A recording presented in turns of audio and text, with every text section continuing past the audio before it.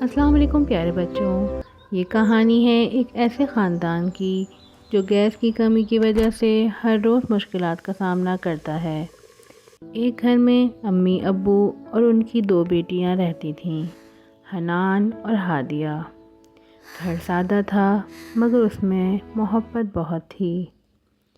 ایک صبح امی اپنی بیٹیوں کو جگانے آئیں۔ حنان، ہادیہ بیٹا اٹھ جاؤ۔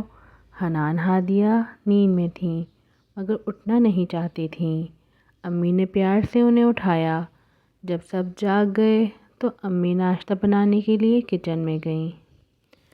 حنان، ہادیہ ناشتے کا انتظار کرنے لگیں۔ امی نے چولہا جلانے کی کوشش کی مگر گیس نہیں تھی۔ وہ بار بار کوشش کرتی رہیں مگر چولہا نہیں جلا۔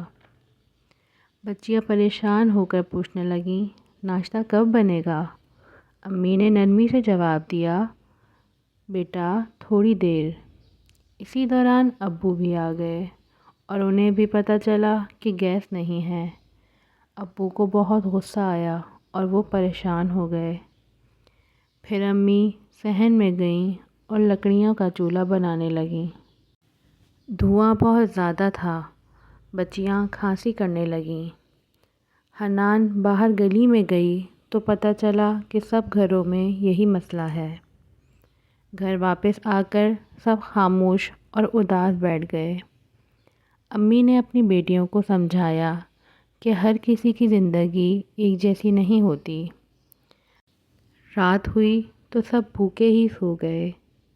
حنان نے سونے سے پہلے اللہ تعالیٰ سے دعا کی کہ اللہ تعالیٰ ہماری مدد فرما۔ پیارے بچوں، یہ کہانی ہمیں سکھاتی ہے کہ ہر مشکل وقت میں صبر کرنا چاہیے۔